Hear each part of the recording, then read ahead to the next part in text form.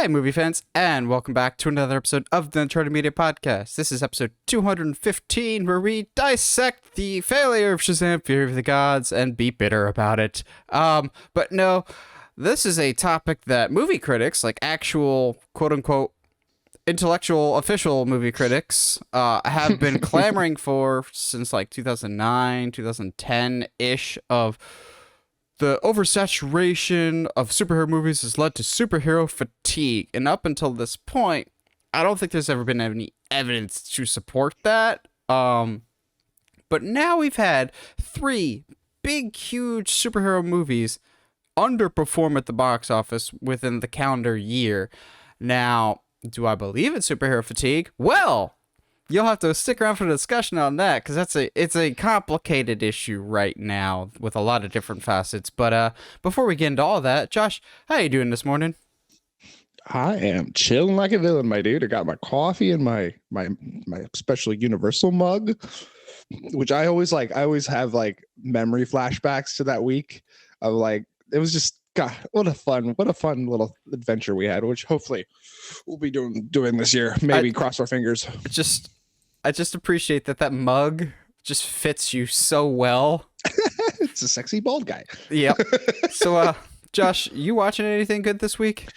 Or reading, in your case? I've been pretty busy this week. My grandparents' TV went out, so like, and I promised them like several months ago that if they ever had any problems with their TV, I'd help them look for a new one. So I've been helping them look for a new one these past couple days. I am all caught up on Mandalorian. It's really interesting. The discourse around the third one of like, this show is not as good, blah blah blah. I was like, I maybe it's because I'm reading a lot more, so I can recognize when somebody is laying foundation for something really big. That's what I felt like this. Like, it's still some very cool, very interesting stuff, but definitely like laying foundation for something really, really big. Whether that be, some people have theorized this is the actual foundation laying for the First Order and stuff like that, or Moff Gideon's coming back or what have you. I don't understand necessarily why somebody would see the episode 3 of season 3 and be like, this is not as good anymore. This show's stupid, blah, blah, blah. Because I'm having a great time. But then again, I'm easy to please these days. I love all the memes that are just like, well, Mando got his own episode in Book of Boba Fett and hijacked that show. Time for Andor to hijack Mando, basically. I'm going, you're not entirely wrong there. I mean, no, but like at the same time, like, I really, really found it very fascinating how they're like the idea of trying to, like, with all good intentions, quote unquote, rehabilitate all of these Empire people. Like, to me, that's so cool and so fascinating. Also, the entire cold open is that incredible fighters fight and all that, like dog fighting and stuff. Still love it. Big fan. I am still trudging through Light of the Jedi book-wise. And Nathan has been the recipient of all my, oh my gosh, they're doing this and it's so cool. Literally, like every 4th or 5th page, I'm sure there's something. Like, yeah, I haven't even given you everything. Like, it's just super cool. It's a really, really good book, and I can't recommend it enough. So, for me, Superman and Lois season 3 finally came back. We're off to a really, really good start. I like some of the things that they're teasing for it. Again, the show is just so well written. Of, heaven forbid, a family on a TV show is written like an actual family, and the brothers in this show actually get along like brothers and don't have some weird like jealousy subplot that every TV show feels the need to do. Another thing I watched, Shazam! Fury of the Gods. For my full thoughts and information, check out the Uncharted Media Shazam! Fury of the Gods spoiler-free review. In short, shameless plug. Absolutely. In short, this movie deserves a whole lot better than what it's getting. But once again, I said it last week on the show. When Shazam fails, it's not an if, but when a Shazam fails, the people behind Shazam will own up to it like men, unlike, the failure of Black Adam, in which case The Rock is still in denial and still blaming this, that, or the other thing, and seems to claim that Black Adam, no, it was actually a success. It's like, the success of Black Adam is a lot like wrestling attendance numbers. Just ignore everything because it's made up. Like, we sold out the venue. No. It's also kind of like there was that interview of our former president during the COVID era when he was like, no. If you look at the all the stats this way, it looks like we're doing great. And it's like, I mean, yes, but that's not how that works. It's not how numbers work. It spells disaster for you. It's sacrifice. But no, Shazam! Fear of the Gods, I still prefer the first one. I think there's more emotional payoff there. There's more the kid characters. There's a lot of scenes in this movie that I'm like, you could have had the kids, but you're focusing on them in Shazam form, which I like the actors when they're in Shazam form, but like the charm was the kids. But then again, that was 4 years ago, and I get that the kids have grown up, especially Darla is not the same kid anymore. It's still a really great movie. The thing is, audiences seem to think that every sequel nowadays, especially superhero movies, have to reinvent the wheel or do something incredibly groundbreaking. Shazam is a good sequel that follows a lot of the same story material as the first, but is just a fun time at the movies. Heaven forbid a movie just be good and not reinvent the status quo or introduce a grand multiversal plan. Looking at you, some other company. Yeah, I haven't seen it yet. I do plan on actually going to the theater and watching it, but it definitely, like, there's a lot of the discourse coming out of this, especially, and we'll get into it a little bit later. David F. Sandberg sounding off on his Twitter, and it's actually really, really awesome to see. I love David F. Sandberg so much. He's so good. I think a part of it is I have a lot of respect for him because of the YouTube videos and stuff like that you've shown me and that I've kind of dived into since then. But like, yeah, it's very interesting. Yeah, we'll talk about it, but the superhero fandom is in a very interesting, and I'm not sure how great it is, kind of space right now. And once again, I'm just going to keep beating this dead horse. I think at least half the blame for this movie failing is on Dwayne Johnson's shoulders, but we'll get into that later. I just like blaming him for stuff because, he's got such an inflated ego that he doesn't seem to think he ever does anything wrong, even though he single-handedly just sunk a universe, basically. But let's get into some news of that universe, so to speak. As our first news topic of the day is like the most no duh, but it's still news nonetheless, and that is that James Gunn, the head of DC, the writer of the upcoming Superman Legacy, is directing Superman Legacy, and all of us are just going, yes.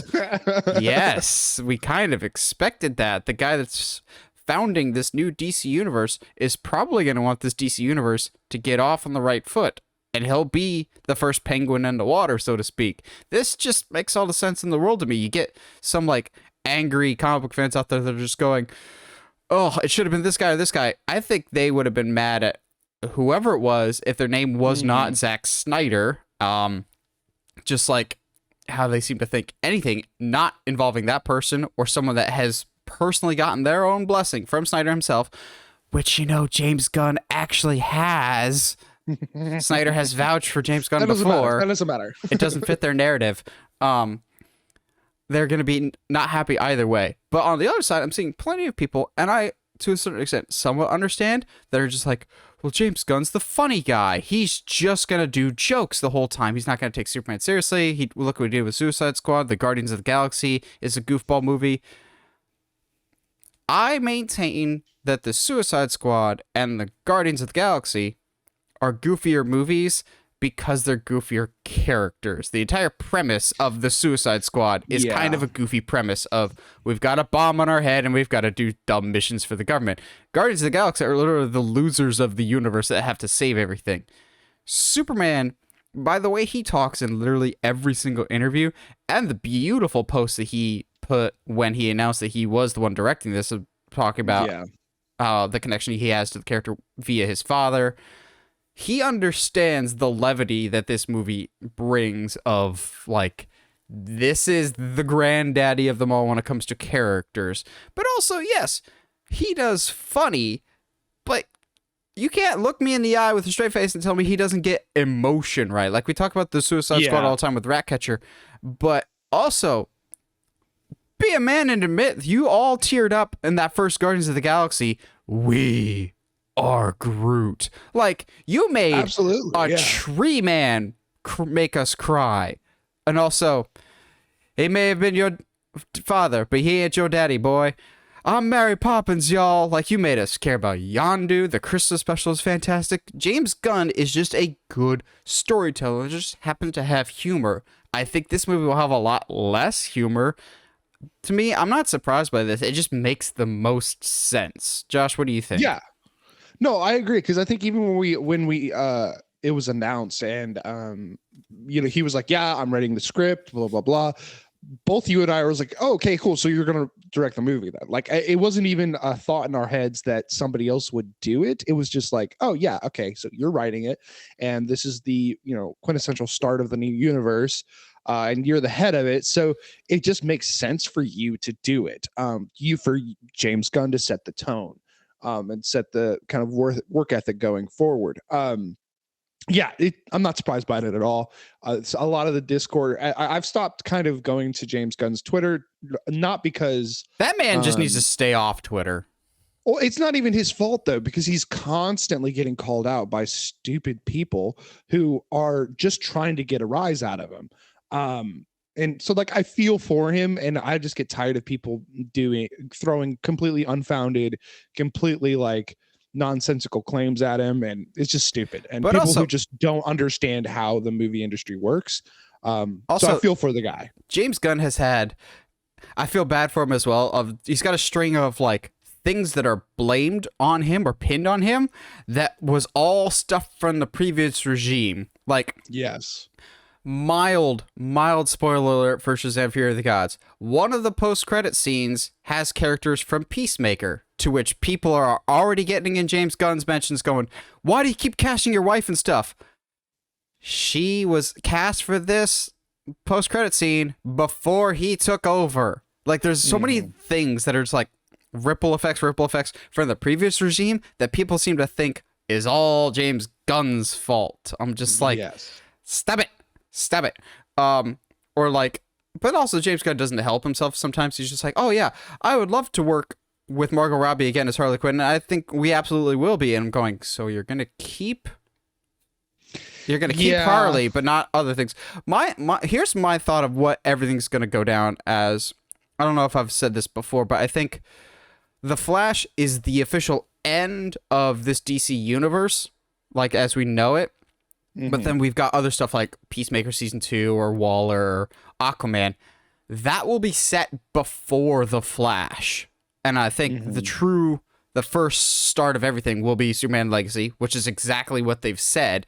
But we're going to get some stuff either Elseworlds or canonically before Superman. So, like, I could see Peacemaker and all the events of that being set before The Flash. That way they can reboot everything clean, because you gotta just go all in with this reboot. You can't just pick and choose, because then you're gonna get whiny man babies that are going, well, you got rid of Henry Cavill and Gal Gadot and Jason Momoa's Aquaman and Ben Affleck's Batman, but you're keeping Margot Robbie as Harley Quinn, and you might be keeping Shazam. They're not keeping Shazam. They're not. There's absolutely no way they're keeping Zachary Levi Shazam. Dude, it is so funny to me to see all of the people now being like, "Oh, you're getting rid of Gal Gadot as Wonder Woman? Where were you like during the first movie? Like when that came out and it was good, and people were still like, yeah, it was good, but she's not my Wonder Woman. Now all of a sudden she's your Wonder Woman. Get out of here, dude. Nope. Like, I'm still gonna be that guy. Guy of like, I love the first Wonder Woman movie. In spite of Gal Gadot, she's a lovely person in interviews and whatnot. I just don't think when Wonder Woman came out, she was the best actress, and I still maintain she was not the best acting pick. She's a great representation for the character. She's a wonderful ambassador for the character of Wonder Woman. She's great with people. I just don't think acting wise she was always up to snuff. So I'm not too heartbroken about her potentially not coming back. Although I did see somebody go, if we're keeping some actors around but giving them new roles, what about the girl that plays Mary Marvel as the new Wonder Woman? I'm going, okay, you might be, yeah. And see, that's what I think is super fun about this is I don't think people are necessarily, they're just like, oh, man, you broke my toy. Oh, yes, you're giving me new toys, but like, I don't care. I think it's going to be fun to see some of these actors that we have loved seeing, and seeing them potentially come back to the DC, not just Jason, but seeing some other ones come back to DC in a different light, and seeing them come back in different roles. That can be really fun because I do like Gal on screen. I think she does the job that she needs to do. It's fantastic. But I wouldn't necessarily make it her fault for Wonder Woman 1984. I think acting wise, it's her best performance, I think. Yeah, absolutely. And to her credit, she has done nothing but improve in that kind of I would aspect. absolutely agree. She has only gotten better. So I think at the end of the day, like, I guess to circle it back, it makes sense that this is James. We're not surprised. I think this is going to be an exciting start for a new pathway. And if recent news from the Marvel camp is any indication, they're not the only ones starting to restart in some capacity. Yeah. So what I like about James Gunn doing Superman is I feel like this is going to be the most traditional take we've gotten since Superman Returns, except this time we're actually going to put action scenes in it this time, as opposed to Brandon Routh picks up a big old island and Kevin Spacey is in it, just being a creep. I feel like this has the potential to be one of the best Superman movies of all time. I like his early premise that James Gunn has given us of like Clark is trying to reconcile his Kryptonian heritage with his human heritage and meeting somewhere in the middle and embracing both worlds. I'm going, I also have seen all 10 seasons of Smallville, in which case you can watch our retrospective of Smallville on the Uncharted Media channel. But I feel like we're going to get the classic elements. I feel like we're going to get Jimmy Olsen back, alive this time. We'll get Perry White with the old classic Great Caesar's Ghost. I feel like this is going to be an old school Superman movie, which is allowed to exist now. We are actually allowed to have a hopeful and optimistic Superman, heaven forbid. I trust James' writing. I think this has the potential to be excellent. It's one of my most anticipated movies of all time, to the point of, at the time of recording, we're only 842 days away from this movie, and it's not coming out soon enough. But it's still kind of weird in the world of DC, because moving on to our next topic, we transition from Superman to Batman, and this news is not surprising, getting some fans riled up, but it's not surprising to me. It's more of just the first time of maybe people should stay off social media. And that is that Ben Affleck has come out and blatantly stated he has no desire whatsoever to come back to the world of DC in either acting or directing. Now, this is surprising some fans. They're just like, but James Gunn. To be fair, James Gunn did put himself in this situation by tweeting that he had met with Ben Affleck and it went well and whatnot. But on the flip side, to anybody blaming James Gunn or the current administration, y'all don't want to look in the mirror and face the facts. You're part of the problem. It wasn't James Gunn or Peter Safran or whoever else. Ben Affleck had an awful time as Batman. Not Batman versus Superman or even anything Zack Snyder related. It was all Justice League reshoots with Joss Whedon and a little movie that y'all didn't feel like supporting called Live by Night. We don't talk about it nearly as much now, but the effects of Live by Night still stick with Ben Affleck and keep him away from the superhero genre. So what do I mean by that? Live by Night was a movie that he wrote and directed like a gangster movie. By all accounts, not one of his better movies, but the entire press tour, the entire time he was trying to promote this movie that he poured blood, sweat, and tears into an original movie, all people wanted to ask about was, how's your Batman movie coming along? What's Justice League look like? What's the future look like with Zack Snyder's Justice League? What's your role going to be as Batman? And he's just like, guys, I made this movie. I'm really, really proud of it. Can we talk about that movie instead? Yeah. And while he doesn't go into specifics, he said that working on Joss Whedon's Justice League, like the reshoots, was just hell, which someone please make a documentary about the production and the reshoots for that. I think that would be more interesting than the movie itself. So it was all stuff in the past, but at the same time, I get why he wouldn't want to work with James Gunn. He's used to the old way, but also people seem to think he's got some vendetta against James Gunn. I don't think that's the case at all. He spoke very positively to James Gunn. Now that could be just Hollywood. I'm being nice and being cordial here, but Ben Affleck is a singular-minded director. He just wants to tell good individual stories, and James Gunn is trying to map out a big, extensive universe. I don't think Ben Affleck has any interest in being a cog in a machine, so to speak, of, yes, James Gunn has said that people are going to have creative freedom for these DC movies, but I'm sure there's still pieces that will need to be in the movie, like they'll have some limitations, whereas Ben Affleck, he's got Air coming out, which honestly is one of my most anticipated movies of the year. That looks outstanding. Ben Affleck makes great movies. He doesn't need to be a part of someone else's system. Like Argo, I think, is one of his best movies of all time. The Town is fantastic. Ben Affleck is a great director that I don't think wants to be saddled with creative limitations, so to speak. So I'm not surprised by this. He's made it abundantly clear time and time and time again that he has no interest in delving back into the superhero genre, which sucks, but at the same time, I feel like he got bullied out of it, so I've always kind of felt bad for him. But this is not surprising. It's just, again, like we talked about in the last thing, it's a ripple effect of the previous regime screwed over all the actors and everyone else involved, so the current regime of Peter Safran and James Gunn have to just clean up all the messes. But this time, I think it's a little bit of Gunn's fault for jumping the gun, so to speak, and saying that Ben Affleck was in talks or would be involved in some capacity.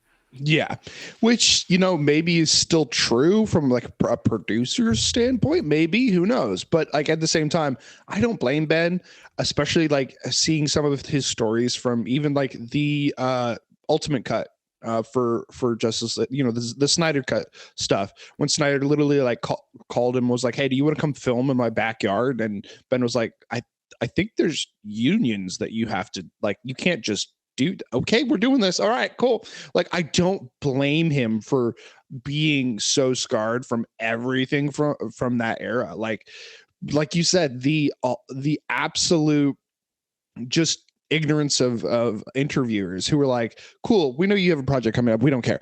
We want to talk about Batman. Like, and like, I get it to some extent. Like, they just want the clicks. Yeah, they do. And like, Justice League at that time was a very big deal. But because it was going through a lot, but at the same time, like, and maybe I'm just used to, I'm used to the Sean from Hot Wings stuff where he's like aware of everything this actor or director has done, of like, hey, like, I know this is a thing you're currently, you have coming out very soon, but let's talk about this. And I think I don't necessarily blame Ben. Like, there's a lot of I've been following, David F. Sandberg because of the Shazam stuff. I don't know how much you've looked into it, but a lot of the stuff that David Ayer has been putting out there, like, if that's the kind of like reality of directing a superhero movie, yeah, I'd be out. I would want to be a part of that too. Ben has been on the acting side of it, and I wouldn't blame him if he doesn't want to see, if he's talk to James, talk to David Ayer, talk to Sandberg, and be like, yeah, like, that's not, this is the kind of stuff that comes with directing a superhero film. And I wouldn't blame him if he saw all that and was like, you know what, I'm still, I'm finally sober. I'm doing really good in my life. I'm back with, Jennifer Lopez. We're back in the 2000s, people. Yeah, but I'm actually happy and healthy.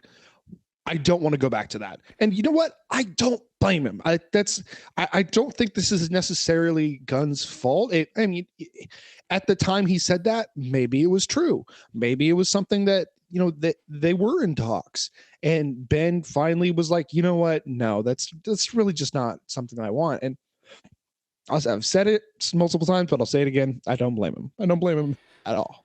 Well, also, we know that Ben Affleck is coming back for The Flash, for more or less his final appearance. And from Ben probably talking way too much, we know it's not going to be a rather large role, which I'm totally fine with. Maybe Ben Affleck feels that his role in The Flash is a perfect send-off to his incarnation of the character, and he doesn't want to tarnish that legacy, which totally applaud a guy for knowing when to step away, as opposed to undertaking it of just like, I've got a couple more years left in me, and then you really don't. Go out on top, so to speak. Like, people truly think that The Flash is a great movie, minus, you know, the shenanigans of the main actor. But he has said in interviews that he thinks he finally nailed the character of Batman in this movie. So maybe this is a proper send-off for him. And I get that. He was a Snyder Universe guy, but also he's just a creative guy. He wants to do his own stuff. Like I said, Air looks spectacular. I cannot wait to see that in a couple weeks. I'm sure he's got other stuff. He's just going to stay away from the superhero genre for a while. It's just a guy that's been burnt out, and I totally get that. Heaven forbid a guy puts his own mental well-being and mental health above a big-budget superhero movie to fulfill our own needs as fans. I applaud you, Ben Affleck. Do what you want to do as opposed to what fans are expecting of you. You don't owe us anything. Yeah. And I think that does definitely, there's some of that response definitely to almost all of this, the DC news of like, no, we as fans deserve fill in the blank. And that's not the truth. Like, we don't deserve anything from these people. They're just creatives. They are people doing what they love. So, you know, like you said, all the respect more to you, Ben. Like, absolutely. You have literally made some of my favorite movies of all time. You know, between Good Will Hunting and Argo, and like you said, Air looks really stinking good. So yeah, absolutely. Do your thing, Ben. Next up on news topics it's one of my favorite things of just like, normally we're well informed of movie news, but every once in a while, like, a news topic will just pop up and I'm just going, how did I miss this? Apparently, Guillermo Del Toro is working on a Frankenstein movie, to which I just go, ooh, I like that. That's nice. But then you can just leave that there. I don't know why I went Paul Bearer there for a little. I don't know why that was the direction you went. Ooh, yes. Yes, the Undertaker. Anyway. I mean, it is Frankenstein. They're both back from the dead multiple times, and it's got weird sibling relationships. But no, Guillermo del Toro is making a Netflix movie. Yay! No. Yeah, Guillermo del Toro is making a Frankenstein movie. Yay! For Netflix. Oh.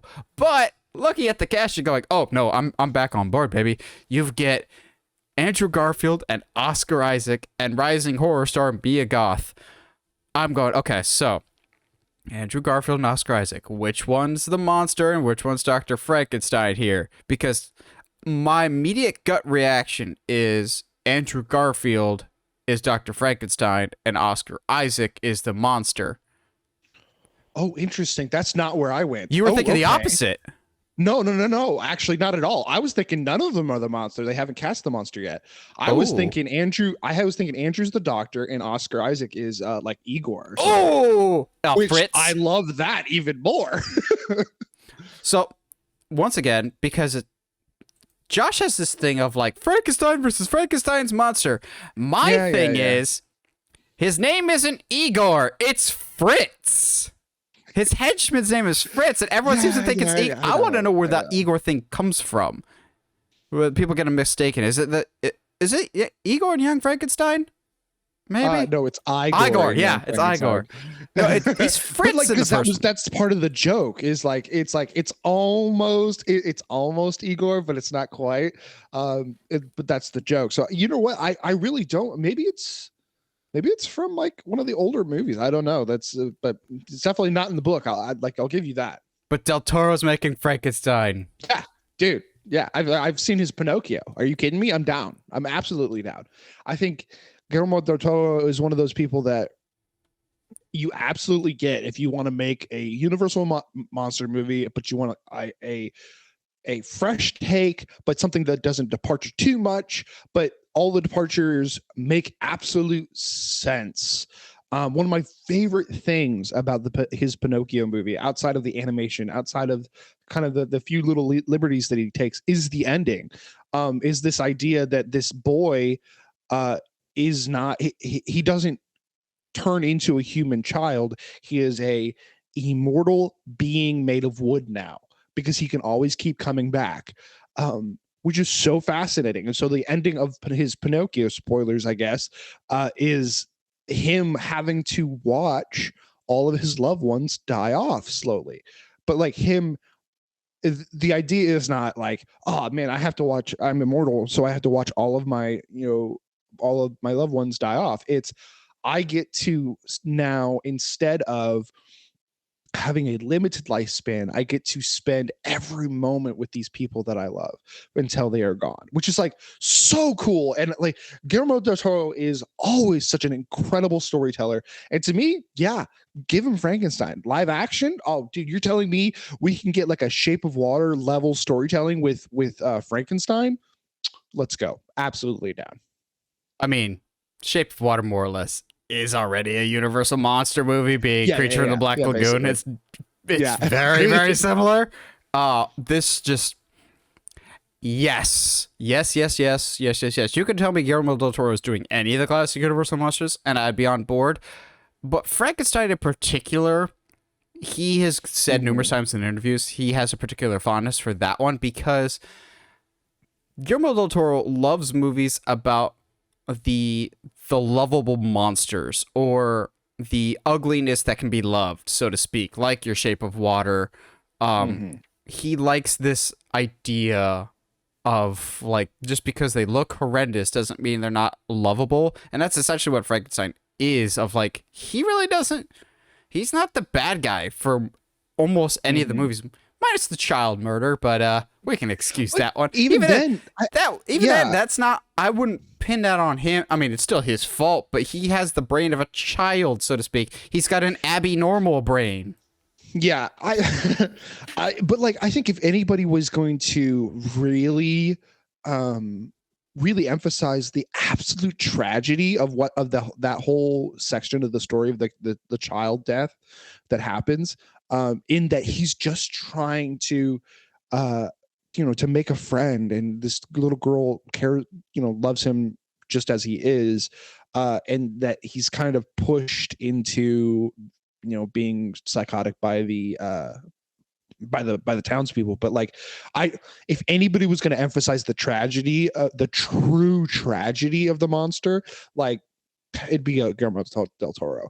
I don't see Frankenstein, because Frankenstein, it's Frankenstein. Dr. Frankenstein being, sometimes he's painted as this like mad scientist, but he has some redeemable qualities. I don't see that being the case here, especially with Andrew Garfield playing, if it's Andrew or Oscar, really, honestly. I don't see them painting him as this like redeemable guy he's just curious about life. Like, no, like what he's doing is like, yes, it's cool. The science is incredibly like nuanced and stuff like that. But the way that he, once the monster doesn't turn out the way that he wanted it to turn out, he absolutely just casts it aside, which is, there's so much tragedy in Frankenstein that I think Guillermo del Toro is absolutely the right choice for that. Or he could, just adopt our storyline from our pitching the Universal Monsters podcast episode from way back when, in which case I said that the reason Victor Frankenstein is working with dead bodies and trying to create a new life is because his wife died and he's trying to resuscitate her body, in which case she becomes bride of Frankenstein and she chooses the monster instead of her old husband. That's the route I think they should go. And Mia Goth, again, good casting there, because she seems to be a rising horror talent with Pearl and X, and I feel like she's got another one from Ty West coming not too soon. But yeah, this is super exciting. I know I made fun of it for being Netflix, but when Netflix wants to, they can put some quality movies out there. It just not as much as back in the day when South Park made fun of them, like, thank you for calling Netflix, you're greenlit. Like, they don't do that as much anymore, but Yeah. they still kind of just spend frivolously. So To their credit, yeah, it has been a long time since since they've been like, yeah, so we have the rights to this now. Like, I think it was probably before COVID that they were like, hey, we acquired all this stuff. Now get excited for it. Yes, I would still love to have like a Magic Tree House or says the or bitter Redwall Narnia series. fan. Yeah, but like at the same time, like at least they're not like acquiring and greenlighting right away anymore. Lastly, for our news this week, sticking in the horror world, there was a surprise horror movie in recent memory of Smile. Another string of successes for Paramount in 2022, as, yeah, Paramount just destroyed everything in last year. And they have decided to greenlight a sequel and make it a Smile 2. So I gotta be honest, I stayed away from Smile for a really long time because I thought all the trailers looked pretty bad. I'm not gonna lie, I just thought they looked generic and not that scary. Granted, there was that one good moment in the trailer where like the person's walking up to the car and they like flip the head upside down completely in the window. I'm going, all right, that's a good scare. But you just gave away probably your best scare in the trailer. You conjuring it, so to speak. But then I kept hearing over and over again, Smile's amazing, Smile's awesome, Smile's like one of the best horror movies of the year. So I finally sit down and watch them going, gosh dang it, I hate when people are right. I also think it was mismarketed. I still maintain that Smile had incredibly bad trailers. They were not scary. They looked like a January horror movie as opposed to what it should have been, like an August or a September, like one of the more prestigious horror movies. Because, yeah, it's terrifying and does not let up the entire time. But this is not like Insidious or The Conjuring. This is closer to a Babadook situation for Smile of, yeah, it's terrifying, but it's more of a commentary on other things and the repercussions of previous events on a human psyche, so to speak, while still having some creepy thing in the finale. So without delving too much into it, I think there's different routes that you can take because of the entity that is introduced in Smile, of like making it its own boogeyman, so to speak, of like how other people interact with it.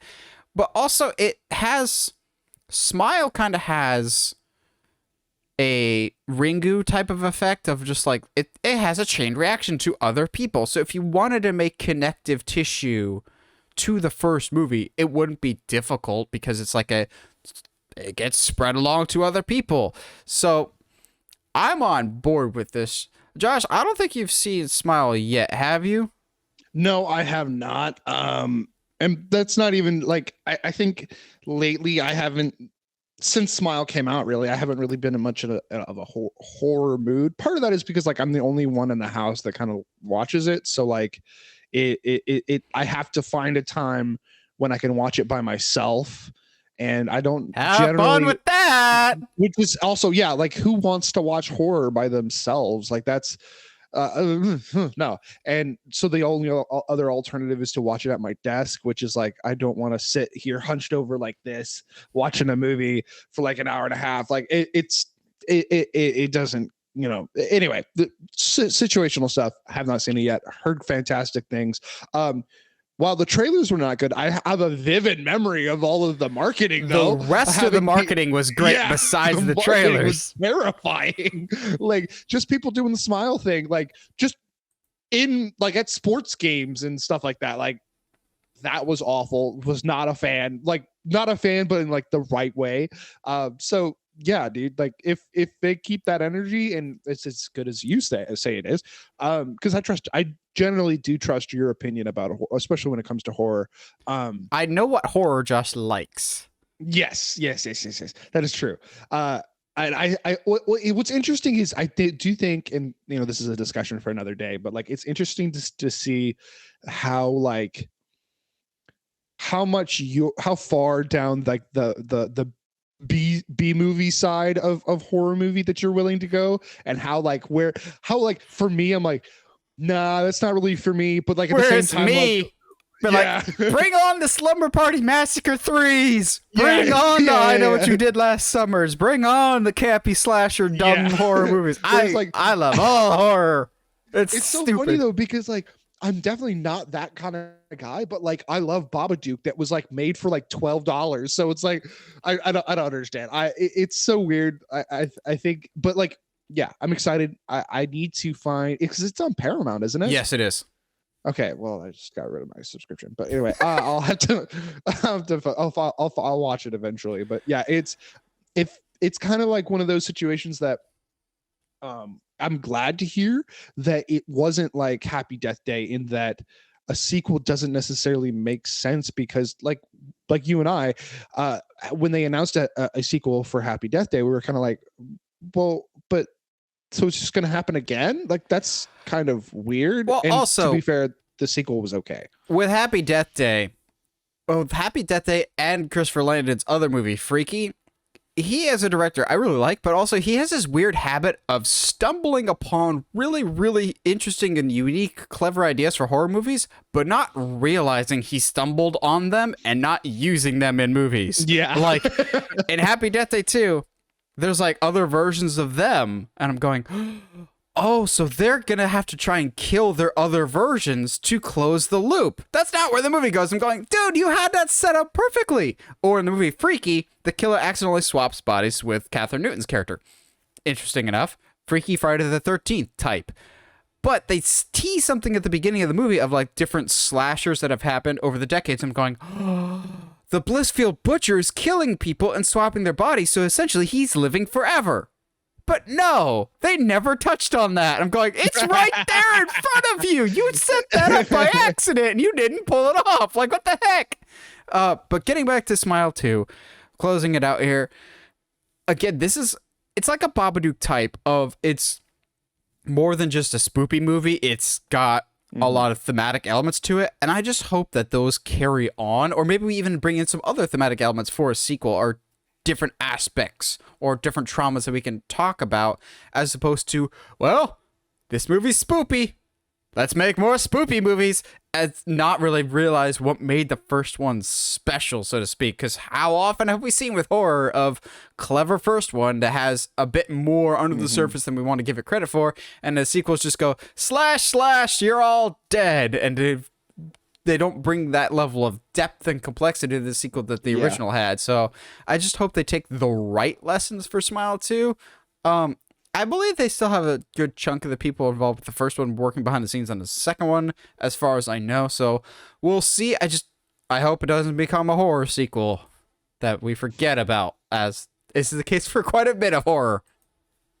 But as per usual, this week's episode is sponsored by TeePublic, your one-stop shop for all things Uncharted Media merch, whether it is hoodies, t-shirts, mugs, whatever you want with the Uncharted Media logo, stickers, notebooks, whatever. Go support the show. And also, if you haven't already, subscribe to us wherever you get your podcasts, whether it's iTunes, Spotify, Google Podcasts, YouTube, and subscribe to us on YouTube. Now, let's get into the news topic that critics have been whining and complaining about for at least a decade and a half, it feels like. Superhero fatigue, which is the concept that due to so many superhero movies and TV shows, the audiences have just got burned out by it. They're just tired of it, which just sounds more like the grumpy old critic that just goes, I have to watch another one of these for the paper. One? I have to go watch another one of these to post our 2.5-star review in the local newspaper because it isn't cinema, in the words of Martin Scorsese. I would argue that up until this point, superhero fatigue was not a thing because we were still getting really good numbers at the box office. Yeah, sure, we'd still get like a Fan 4-Stick or a Green Lantern, but by and large, they were good popcorn flicks that brought in good revenue. But in the past calendar year, we've had Shazam! Fury of the Gods, which opened to $30 million and deserved a lot better. You had Ant-Man and the Wasp: Quantumania, opened to its biggest weekend ever of $100 million, and then dropped by 70% in its second weekend, and is struggling to break $500 million at the box office, which is a huge red flag for Marvel. Then you get Black Adam, which was hyped up for over a decade. It had a $200 million budget, and The Rock's like, it's going to change the hierarchy of the DC universe. And then it makes like 67 million opening weekend and goes out like a fart in church. It definitely changed the hierarchy in that. Oh yeah, you got your butt fired. Go away. Yeah. Oh yeah. But also, like, so let's get into this, because first we got to talk about this whole Shazam situation, because yes, Shazam was really the catalyst for this, and it's this coupled with Ant-Man and the Wasp: Quantumania last month has really sparked the discussion again of just like, are audiences burnt out on superhero movies? To which I still maintain, no, they're burnt out on lackluster superhero movies. Not that Shazam is. I love Shazam, but here's a whole laundry list of reasons why I think Shazam failed. First and foremost, the lack of marketing. There was like barely any advertising for this movie whatsoever, in contrast to other superhero movies. I was keeping up with it because I was seeking stuff out for this movie, because I had to be reminded of when it was coming out. I love the first Shazam, but I had to remind people that this movie was coming out. Like, guys, go see it. Go see it. Shazam's coming out this month. Shazam.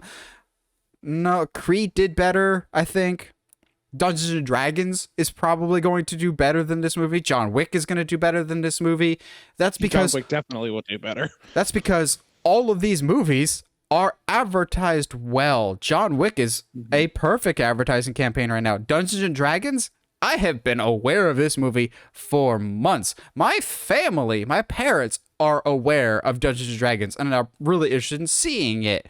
My parents are always a very good litmus test of like, yeah, they get some movie knowledge from me, but if my dad, who's not on any social media whatsoever, has heard of a movie, then I think that's decent marketing if you've reached all the core demographics there. They have heard of Dungeons & Dragons. I think I had to remind them that Shazam was coming out. Shazam's marketing has not been there, which kind of goes with some reports that we had heard a few weeks ago that advertising for Shazam was going to be cut and relocated to the Flash's marketing campaign instead. I'm going, that's not fair. Like, I get that the first Shazam didn't make a whole lot of money, which is my next point here of the first Shazam was a modest success. Not the biggest of successes, but it turned a little bit of a profit. The big difference was the first Shazam didn't cost a whole lot. It was maybe like $60 or $70 million budget. So it didn't need to make that much. This is $100 million. Still not the biggest budget for a superhero movie. Half of Black Adam. But it's making half of Black Adam's money.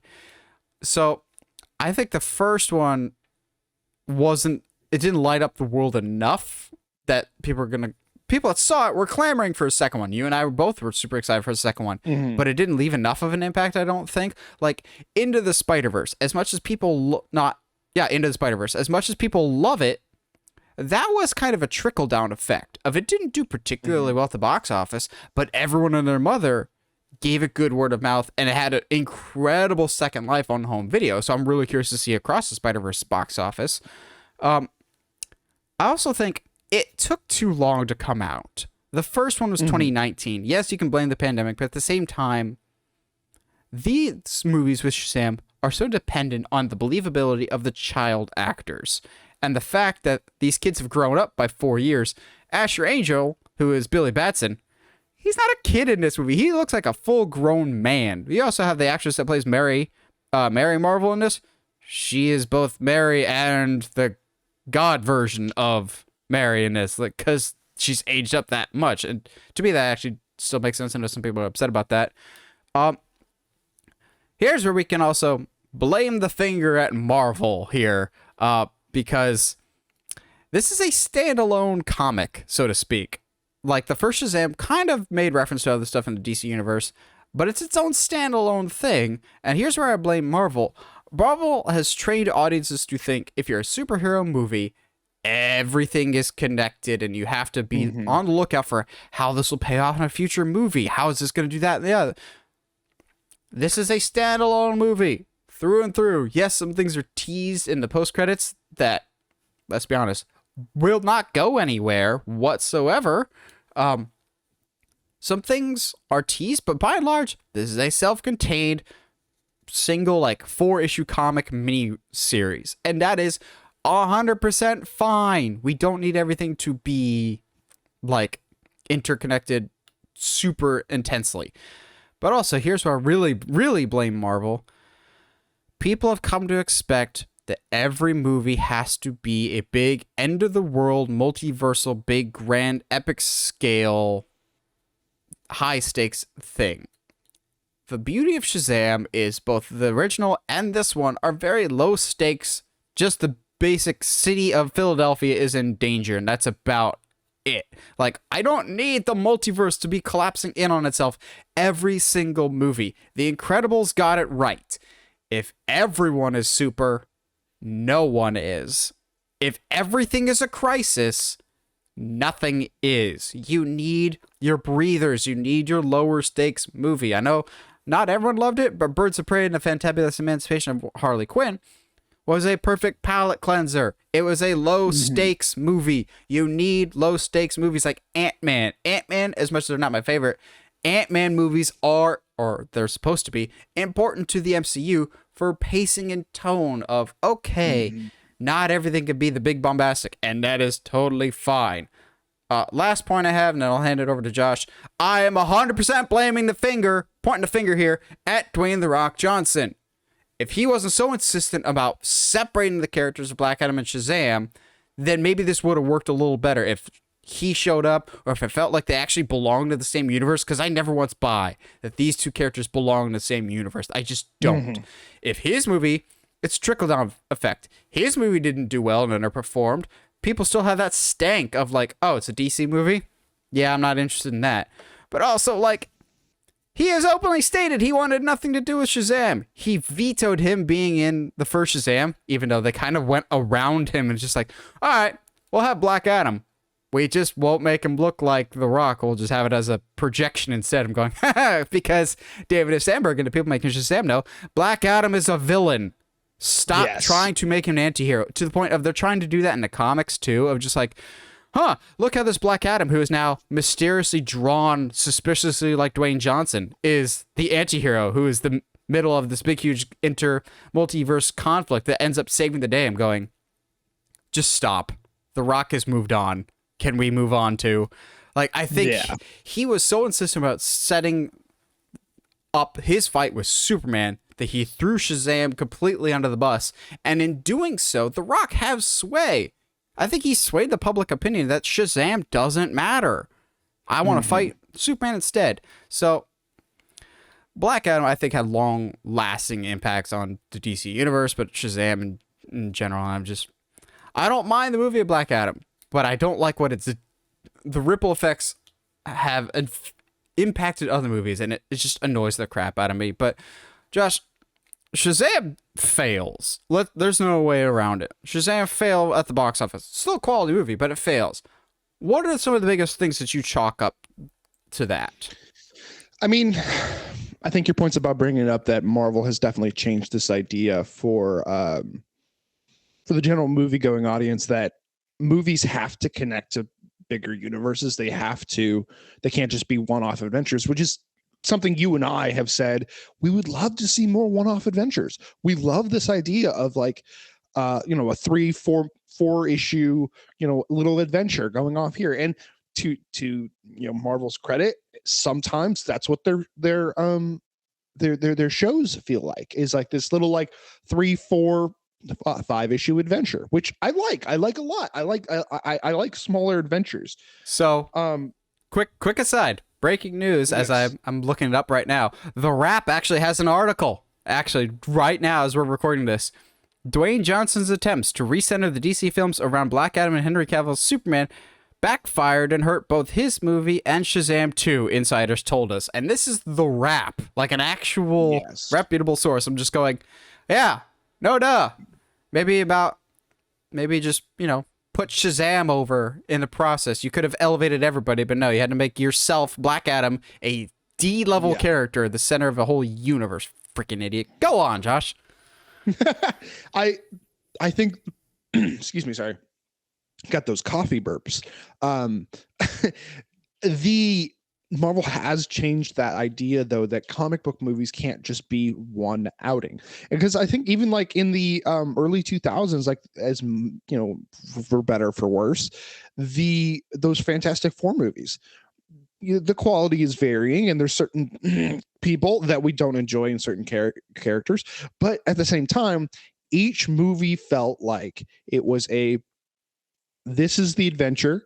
There might be something after. We might tease it next, but this is the adventure, and this is the story that we're going with. And I feel like we don't do that anymore. And honestly, I would say for the worst. Absolutely, I think David F. Sandberg has been very vocal of like, dude, I'm really surprised that this is my lowest critic score, but then also like my highest audience score on the same film. That kind of like scale does not make sense. It's kind of wild. And I would agree with a lot of what the directors are saying right now, is that like, it's crazy that in this superhero genre world, if you do not do something that is like groundbreaking, incredible, we're talking like everything all at once kind of level storytelling, then sorry, your movie's just boring. And it's kind of wild that the same critics who are saying like, man, like, yeah, the superhero movie just does what it's supposed to do, that like those movies aren't good, sorry. But like also this Oscar nominated movie that literally just does what it's supposed to do and doesn't do anything new or really that interesting. Oh man, that we should praise that is incredible. There's definitely like some I would say, still from the critics point of view, it's definitely still some bias against superhero movies, these blockbusters, and for better or for worse. But like Absolutely. at the same time, you can't ignore Black Adam and its effects on this. Like I literally watched it with one of my brothers who's just into comics as I am, and he legit almost told we were watching Black Adam at the house, and he literally almost told me to shut it off because he was like, they obviously have no idea who this character is or what he's supposed to be or the world that he's supposed to be in. They were just trying to do whatever they wanted with Black Adam, and I don't want to, because anything I say about The Rock and the Black Adam, it's been said before. He obviously does not know who Black Adam is in this universe. I think he just saw a minor character. Care. I think he just saw a minor character and was like, I can attach myself to this. Correct. And to be fair, he's got a great look. He looks like Black Adam, sure. But at the same time, it doesn't mean that he's the perfect spot for this. It doesn't mean, like, I think one of the things that could have fixed this, and it's such a minor thing, is that at the end of Black Adam, instead of Waller sending Superman, he sends Shazam. She sends Shazam to go. I would not be surprised at all if that was the plan. Yeah, that would have been perfect. But no, Rock was like, no, I don't want to fight Shazam. So because The Rock, with him being Rock never wants to be positioned as a villain ever. The only time I can ever remember him being a bad guy was Get Smart, and that was before he became a big thing. He is concerned more with his brand and going, I am a good guy in my movies, and he doesn't want to be positioned as a bad guy. That's why he's more or less moved heaven and earth to have Black Adam portrayed as this anti-hero. I'm just going, you could have just picked a different character instead, like The Rock as Jon Stewart instead, or something like that. Like, yeah, I would have hated that, but yes, I agree. If you want to be a hero, just pick a hero character instead.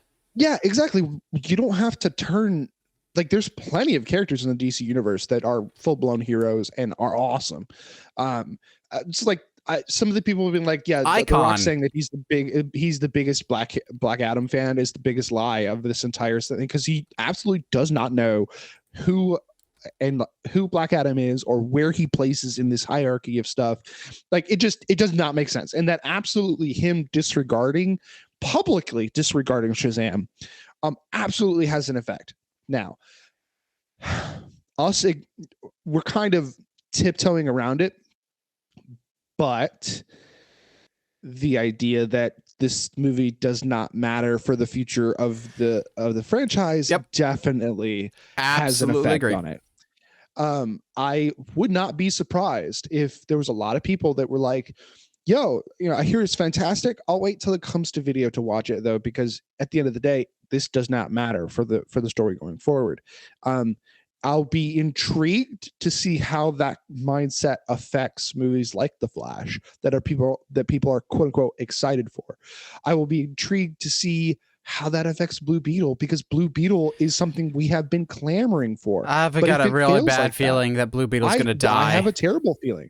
I'm waiting to have to confirm that feeling after we get a trailer or whatever, but I have The really fact bad that we feeling didn't get a trailer for Blue Beetle attached Yes. to Shazam, and we probably won't until it's attached to The Flash, makes me very worried, because Blue Beetle I think is October, and I'm going, the fact that we don't like even have an official image from Blue Beetle of like him in the costume. Normally we've got a picture by now, but we've got nothing. We've got a poster, which is cool, but yeah, I'm with you.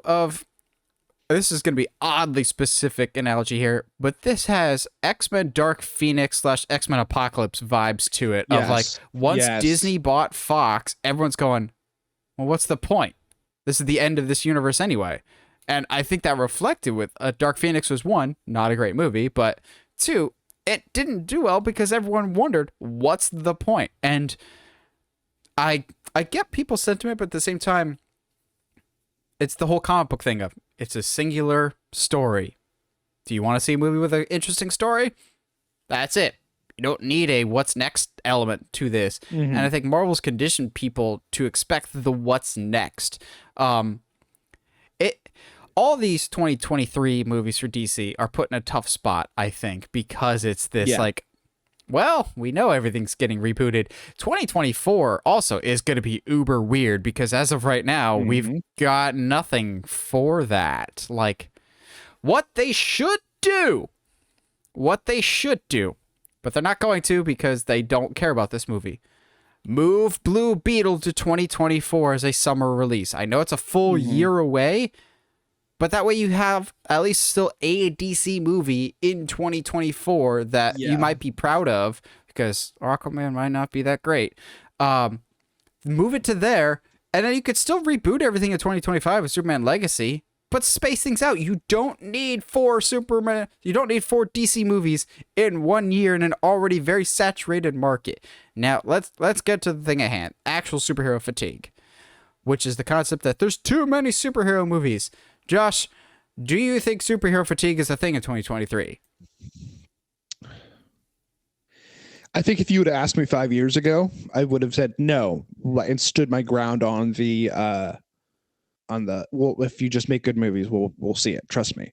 I think I don't know if I'm going to say, to the answer to the question, yes, I think it's a thing. But the caveat is I think the conditioning from Marvel to that everything has to be connected, the line of quality that Marvel has put up, I think that absolutely has an effect. I think it's at a certain point now, for better or for worse, companies either don't, and part of this is I've been looking a lot at following a lot of David Ayer's Twitter, and some of the stuff that he wanted in the original and his cut of the Suicide Squad sounds super awesome, and I would love to see that on screen. Movie studios not really knowing what makes a good comic book movie, and then B, I hate to say this, comic book fans of movies don't really know A, what they want, B, what makes a good comic book movie. We all have our own idea of what makes good superhero films, but like some movies that absolutely hit all of our ideals, a lot of people hate. Shazam, the first one, is a pretty perfect iteration of what like a quote unquote perfect superhero movie looks like. Little bit of emotional pulling for our main character, some great payoffs towards the end. We have a character who a hero who is good to his core, and then also like there's just a lot of like that is exactly what you would want out of a superhero movie, and then nobody went and saw it. So it was like, so what do you want? What do you want? At the end of the day, I'm not going to point the finger at any one culprit. I think studios are absolutely a big issue here. I think Marvel not really not hitting their marks lately is definitely. I think if they had one bad movie this past year, we'd be having a different conversation. But like quite literally, almost every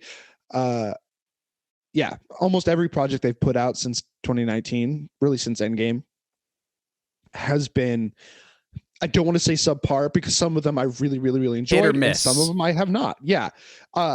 Multiverse of Madness, while it is not the Endgame level, then the expectation is not what we wanted it to be, and the story is kind of a mess. There's large parts of it that are very entertaining and very good. Kind of the same thing with some of the a lot of the TV projects. It's very interesting to me that some projects say that some people will say that they hated this one, and other people saying I loved the Moon Knight show, but I've seen a large portion of people say that they hate it. So it's interesting to me that I think the discourse has changed around superhero movies. It's not necessarily was it good, was it bad? It was it good to like, did I enjoy it, or as opposed to will the masses enjoy it? It's very interesting to me, at least for like to me, that's now where we are when it comes to superhero movie fatigue. It's not, is it a good film? It's, is it a good film to me? Which is trouble. Yeah. But also, I think the danger is you got to be able to differentiate, is it a good superhero film to me? Mm-hmm. And assuming that that's the thoughts that everyone has. Like, yes. Like, oh, okay, Josh and I love James Gunn's The Suicide Squad. That movie fell on its face. It made nothing at the box office. People that saw it liked it, but it didn't do particularly well at the box office. Like, there's this trend of, well, I liked it, so that means that is gospel, that is law. We're guilty of that just as well as anybody else. That's just how we are as people. So people seem to think, well, my thought on this particular movie is how everyone should or needs to feel about it. I'm like, no. Differences of opinion is a good thing. If people out there love Batman versus Superman, more power to you. You and I will never agree on that as individuals, but that's okay. That's what makes movies special. And I think people seem to think that they always have to agree on everything. There's always this extreme of, it's either the best thing that's ever been created or it's other dog crap that should never been made whatsoever. I'm just like, yes. Why can't we just have a middle ground movie? Like, Shazam! Fury of the Gods is a good middle ground movie. It's a good, fun movie. Back when you could actually make those, this movie would have done better. But now it has to be either the best thing ever or the worst thing ever. And I think that's due to social media. I think when I saw it, it was a perfect example of this, but come back to horror again once, of course. Annabelle Comes Home is a perfect middle of the road, not spectacular, but not bad. It's one of those of like, wow, we don't get a lot of these anymore. People don't talk about these anymore, of actually middle of the road, just average movies. Average movies are okay. But I think we got to talk about Marvel here, because whether you like Marvel stuff better, DC stuff, when it comes to anything, comic book movies, business, whatever else, rising tides lift all ships, and the fact that Marvel is struggling impacts everyone else around them. Look at the wise words of Jar Jar Binks and Obi-Wan Kenobi. You and the Naboo form a symbiotic circle. Whatever happens to one of you will surely happen to the other. Like, if bad things are happening to Marvel, it eventually will be a trickle down to DC. People seem to think, yeah, we care about Marvel and DC, whatever else. The general population just sees a comic book movie. At the end of the day, they don't see turf war. So if they see that Marvel is just kind of on cruise control, they're going to assume that all comic book movies are coasting and just kind of getting by. Couple that with the iffy situation with DC right now with the changing of leadership and everything else. When Marvel is doing well, everyone else strives to get to that level. And Marvel not doing as well, even going so far as to not having Victoria Alonso around anymore, who is their like head VFX person.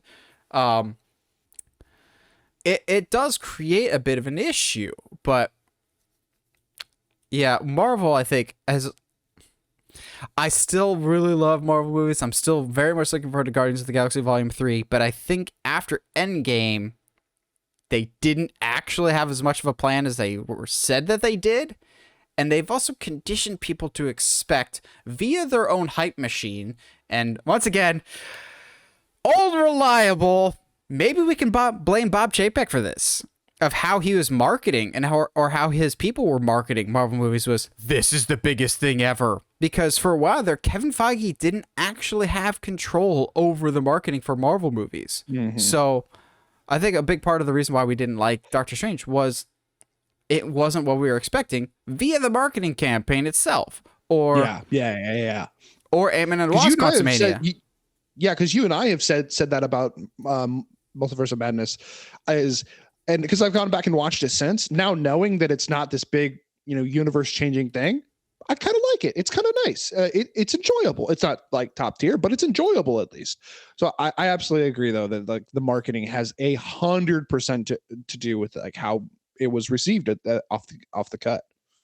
And then you also get Ant-Man and the Wasp Quantumania that suffer the exact same thing because they're like, Kang is the new villain of the Marvel Cinematic Universe, and it does not end well for any of the characters. Like, it's all doom and gloom. You're just going, no, it's just Ant-Man. It's just another Ant-Man story, and also not one of your better ones. But again, there's some stuff going on with Marvel that I think they realize they're in deep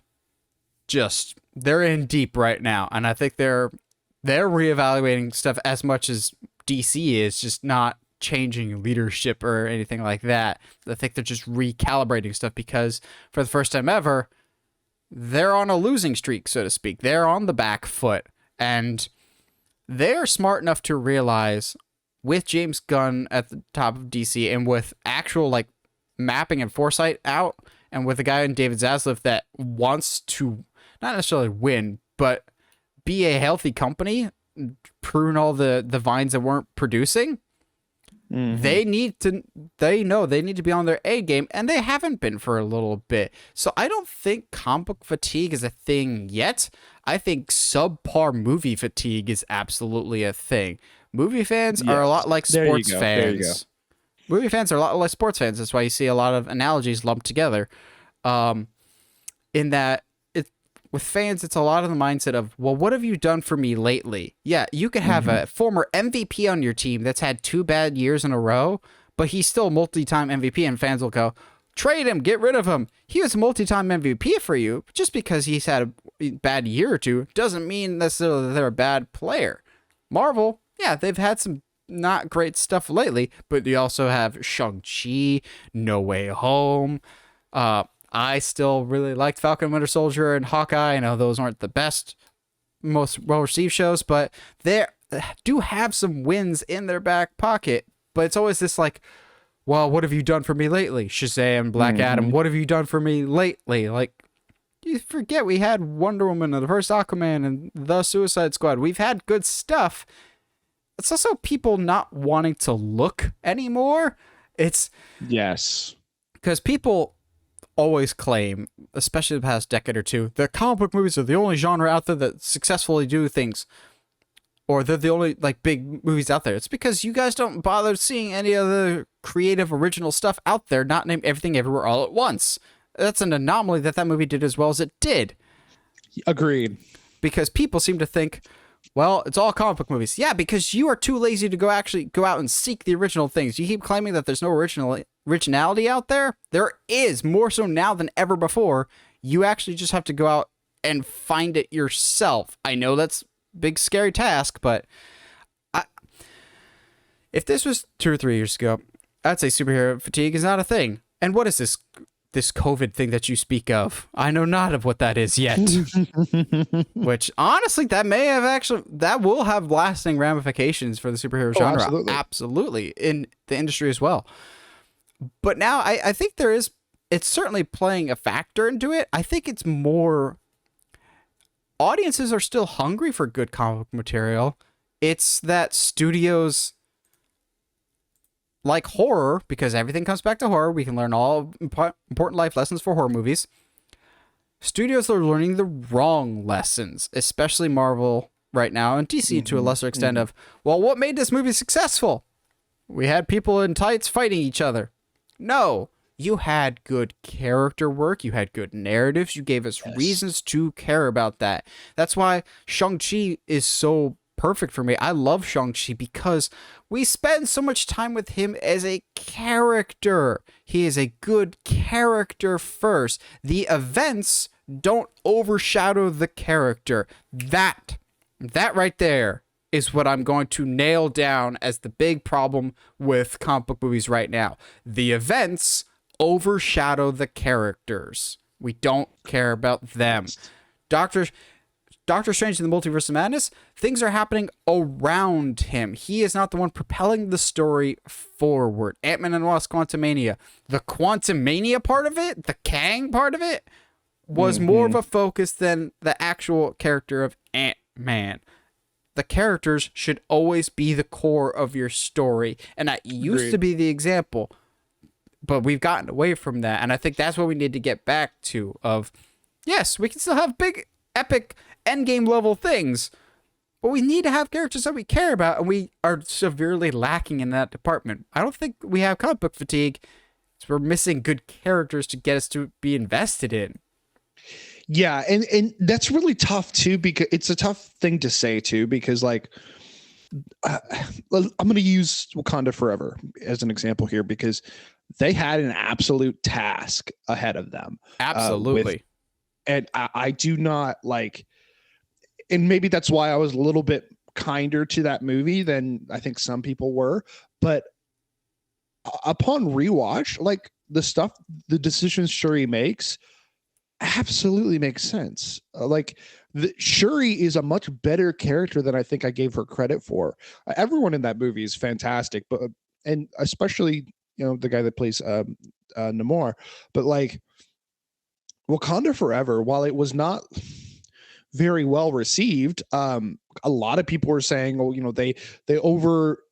lot of the people that just wanted them to recast, a lot of people were saying, well, it's over emotional, blah blah blah, uses Chadwick's real life death to its advantage, blah blah blah, all that.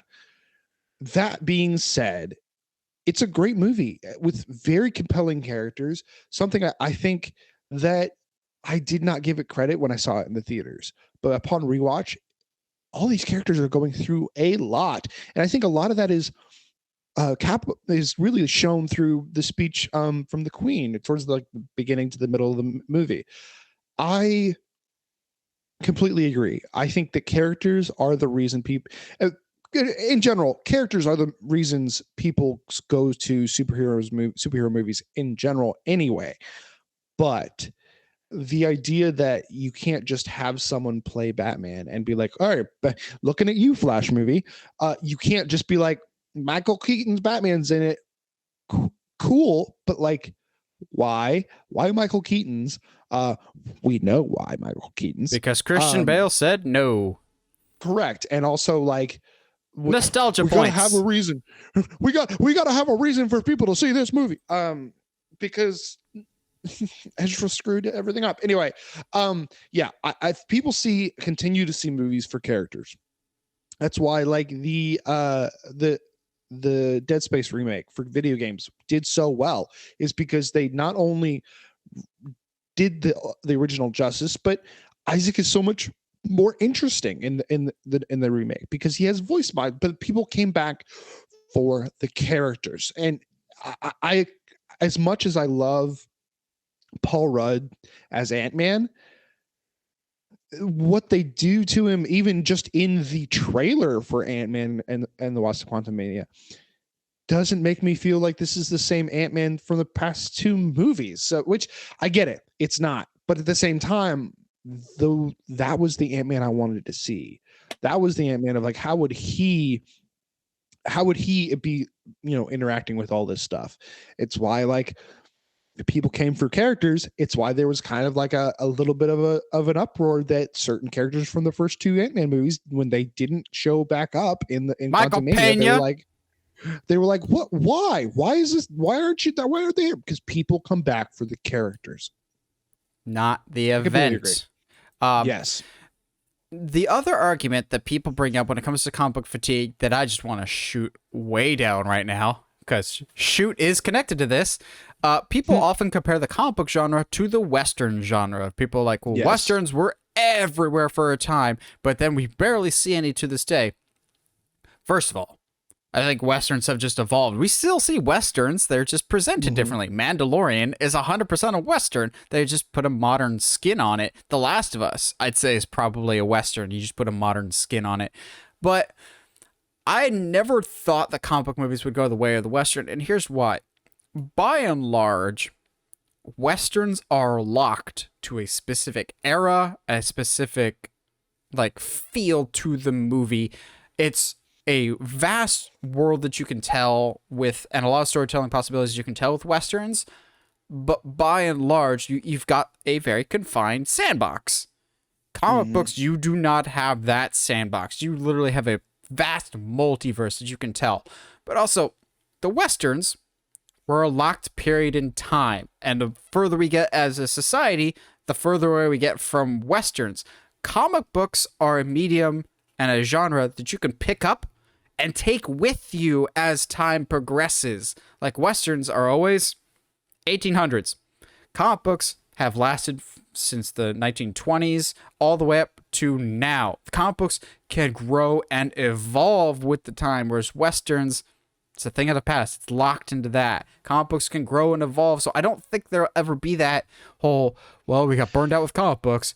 It can grow with us. Look, we already have seen that growth. Bryan Singer's first X-Men movie, Christopher Reeve's original Superman movie, those are very, very different than what we get nowadays because the genre is allowed to grow and evolve, and I think that will continue to happen. You get different world events, different directors that grow up with different incarnations. It's just going to grow and evolve. It's what's so beautiful about the genre, to see people that like grew up with Michael Keaton's Batman or Christopher Reeve's Superman grow up and do their own superhero stories eventually, as opposed to Westerns. Let's be honest, when Clint Eastwood dies, Westerns are probably going to die too, because Batman's keeping them in business. And I think there's also some others. Some people are not acknowledging some stuff about Westerns, is that like society wise, there's some stuff in Westerns that really will not fly nowadays, regardless if your name is Tarantino, and you can try to explain away certain things. But like, no, they get to say that because that's the world of this that I'm making this movie in. It's like, yeah, but like it also doesn't look good. Like it's not interesting. It just makes people cringe. I don't know, but that's a whole Tarantino hate thing that I have. But anyway, yeah, like there's a lot of things I think about Westerns that there's only so many. It's like to make a connection here. It's like Green Day. Green Day is a fantastic punk band, but because of the way that they sound, unless they completely adjust how they sound, they can only do so many songs without sounding repetitive. And I think Westerns were big because they were cheap. You could make them for not a whole lot of money, and the general public liked them a lot, so you could make a whole bunch more money back. I think Westerns are of the past because they are not narratively as interesting as they used to be. Now, you bring me something that's super interesting and like Revenant, I would consider a form of a Western. And it is incredibly interesting. And what they do with the narrative is interesting. But I think nowadays, and maybe this kind of contradicts some of our points of like, no, you can just do a story. Like I think Westerns is one of those that it's been played out so much that you have to do something narratively interesting. And I don't think that that's necessarily true with superhero movies, because I think even at its most basic level, it's still an interesting story. It's still interesting to see a hero conquer good and evil, to conquer evil. It's still good. It's still interesting to see a character overcome something, have personal growth, meet more and more interesting people. Like I think, like you said, I think superhero movies there's so much more flexibility. There's so many more avenues you can go story wise that will always keep things fresh. And to be into Shazam's credit, they do some they do some stuff that is narratively quote unquote fresh, but also the same. And I, it's good. It's a good time. That being said, I'm super excited for Sandberg to step away from the superhero movies. David F. Sandberg is one. David F. Sandberg has said, Sandberg has said he's going back to horror now because he spent the last 6 years working on Shazam. Let's go. And as someone that loved Annabelle Creation and Lights Out, that makes me more excited. As much as I love Shazam, I love me some horror too. Yeah, no, I'm so excited to see him come back to not just horror, but in general, like out of the superhero world. I think a lot of comic book movie fans will forget how, like, while yes, it is a complete open GTA like sandbox kind of world with superhero movies. You can do whatever you want, you can make whatever you want, but also you can't. There's a lot of restrictions, and there's a lot of things that, as wild and fun as I would see them and would love to see them do, they don't make narrative sense either. And I think a lot of people, and I can't believe I had my first Twitter rant this past week too about comic book publishers and stuff like that. You can't just make a story about anything and people will buy it.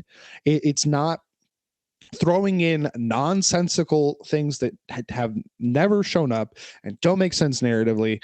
That it doesn't always work with comics. Now, maybe it's a little bit biased, but like stuff that TMNT does with The Last Ronin is stuff that we had all, as fans, had all wondered what would happen, but they had never hinted at it or anything like that. But like it entered into this world of TMNT that we'd always wondered if it could be true or if it was something that existed. And they kind of dabbled in it with the Mutant Mayhem kind of stuff, but like it still is so much more interesting because they do something that's out of left field, but it makes narrative sense. So like I absolutely understand directors not wanting to be in the superhero space anymore, because it's not just directing a movie. I think is the big thing. It's not just directing a movie. You have to deal with the internet discourse. You have to deal with all of the studio execs breathing down your neck. You have to deal with a bunch of sweaty nerds sitting on a desk behind a laptop screen who are going to absolutely not just drag your movie, but just for some reason bring your personal life into it. Like that just, it doesn't make sense. It would not, as if that was my job and people who were just enjoyers of my content decided to be like, hey, we don't like you because this one time you said this, and I don't like that about you. And for that reason, I think that your wife should leave you. And it's like, whoa. Chill out, dude. Like, I'm absolutely going to call the superhero fatigue out on the, not just, like you've said, like the studios and stuff like that, but like absolutely the fans have a large part to play in this.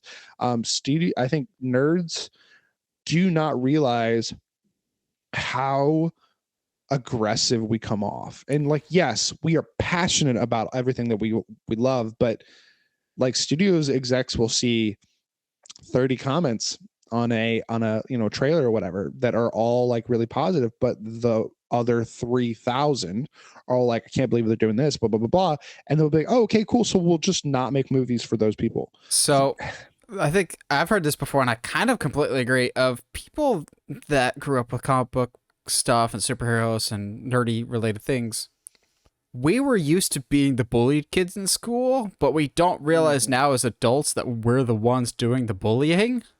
Yes. Going, yes, irony here is not lost on me. Just going, yes, you were the one picked on for so long, but now, because you're getting the things you want, you think you're getting more and more of it.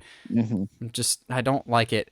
But I think there are remedies to superhero fatigue, and I think because they're smart, both studios, the big ones, Marvel and DC, are both kind of taking steps right now to change it. The thing is that people have to keep in mind, change takes time. People seem to expect change overnight. It's why everyone's getting all up in arms about James Gunn. I'm just like, guys, in order to actually see what the man is cooking, let the man cook. In order to actually see what he's cooking, we've got to reassess in 5 years. I know it sucks to say, but that's the gravity of the situation. Actual change takes time. Do you want to let the splinter just fester and get disease and whatnot? No, you got to take that out and actually take the steps to heal up. It's going to be painful in the short term, but in the long term, it's good for your overall health. And that's exactly what it is right now, is that short-term pain that's good for the long-term health. So fans, us especially, as I have my Superman countdown here, we suck at the waiting game, and I think that's something that needs to be factored in. Of like, guys, it sucks right now. Be patient. Things will eventually get better. All stuff, movies, comic books, whatever else, have an ebb and flow. We're just not at the peak right now. We will be back at the peak at some point. Trust me, it may take longer than we want, but we will be back there. But for superhero fatigue, just make better stories. It sounds easy, but at the end of the day, take the time to figure out what has worked in the past. It's not, oh, this made a lot of money, let's make sequels. Why did it make a lot of money? What is it about these characters that people love?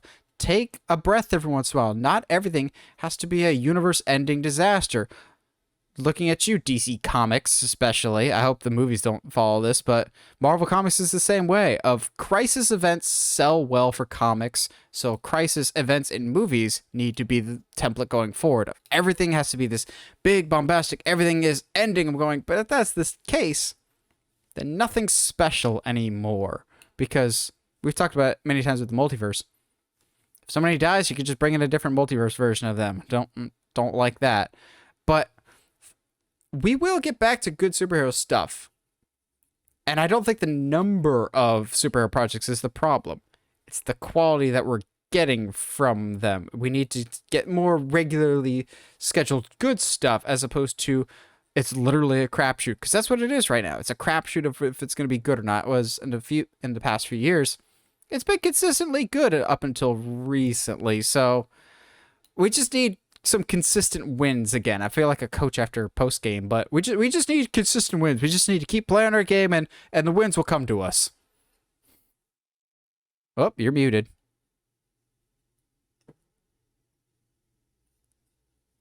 All that being said, sorry, I was burping and forgot to unmute. Better the attic than the basement. Yes. All that being said, I think I do appreciate comic book fans not supporting certain content that doesn't have, how do I say this? That doesn't have its source material in mind. I really appreciate that a lot of fans called Black Adam on his stuff and called The Rock on his stuff and was like, yo, we're not going to support your stuff because it doesn't make sense. It doesn't go with the character. I appreciate that we are so passionate about our source materials. It just means we need to pick and choose our battles. I really, really hope that what happens to Shazam doesn't happen to Blue Beetle. Flash is going to be what it is. Everybody involved has said it's a really good movie. And I have no doubt that it actually is. And I know a lot of people are really excited about it. The Ezra Miller stuff is going to be hard for me to overlook. For a lot of people. But I think to an extent, I am going to give him at least a little credit that he is whether he was forced, they were forced into it or not, they are trying to get better. They are going to therapy and doing stuff like to get better. But with that being said, I really hope that, to me, the Flash and Blue Beetle need to make, at least at the bare minimum, they need to make their budgets back, because to me, if they both fail, that is a giant red flag to me. Regardless of how good the movies are. Even if both fail, I'm not worried, just because those are previous regime movies. So I mean, I guess, but I think I need those to do well, because especially Blue Beetle, because you and I both know, so we'll see like, oh, we tried something with this different kind of character. Okay, yeah, that's fair. That's fair. We'll see somebody who hasn't done that we haven't done before, and it didn't go well for us. So we're just never going to go to these little quote unquote side characters ever again. And to be fair, technically you could see, if you weren't aware of all of the disaster around Black Adam and a lot of the ego of The Rock, you saw that it was a failure. You could kind of draw that conclusion as well. So there's a lot of gray area, I think, when it comes to superhero fatigue. I think that there are, both DC and Marvel are making strides to try to fix the problems that are causing the fatigue. But I think we'll know better by the end of the year. I think there's still some Marvel projects to come out. There's still some DC projects to come out. I think really we won't really know how bad or good the fatigue is, and what kind of position that's in, until really the end of the year. I just hope that bratty nerds don't see like that their opinion can change studios' opinions and take that to the worst. Also, if a movie does bad or good, it's like if a team wins or loses, don't be a dick about it. If a movie doesn't do well, it doesn't mean the movie's not good, and vice versa. Well, what do you guys think? Are you a little burnt out on comic book movies? Do you think superhero fatigue is a real thing? Whatever your thoughts, let us know down in the comments below. Always like hearing from you guys. And as always, if you haven't already, subscribe to the channel, or subscribe to us wherever you get your podcast, whether it's iTunes, Spotify, Google Podcasts, or YouTube. And as always, stay sharp, movie guys and gals.